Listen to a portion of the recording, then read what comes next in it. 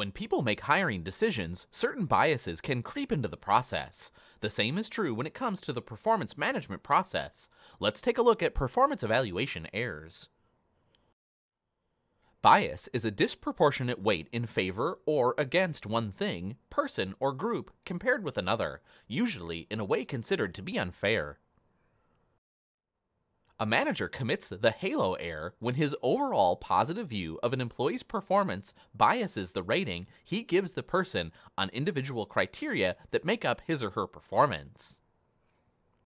In contrast, a manager commits the horn error when his overall negative view of an employee biases his ratings such that the individual receives lower ratings on specific performance dimensions than he or she really merits. The contrast effect occurs when a manager artificially inflates or deflates an employee's rating after comparing the person to another individual. The primacy error reflects situations in which a rater's earlier impressions of an individual's bias his or her evaluations of the person. In contrast, a recency error reflects situations in which a rater narrowly focuses on an employee's performance that occurs near the time of the evaluation. Similar to me errors occur when managers more highly rate employees who resemble them in some way. Some raters may also commit restriction of range or distribution errors. Raters often must evaluate individual performance along some scale. For example, raters may be asked to assess the extent to which individual employees are poor, average, or outstanding.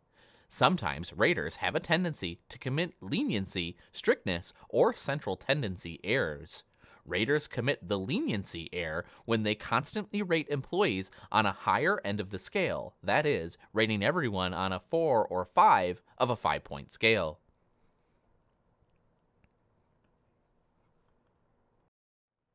In contrast, they commit the strictness error when they constantly rate employees on the low end of the scale, such as rating someone a 1 or 2 on a 5-point scale.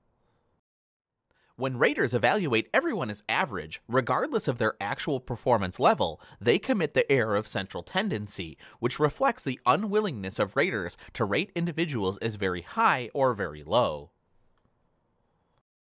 There are several steps companies can take to reduce the chances that these biases will occur. One approach is to incorporate more specificity into rating formats. Defining more precisely what is being evaluated helps raters focus more on the relevant performance dimensions.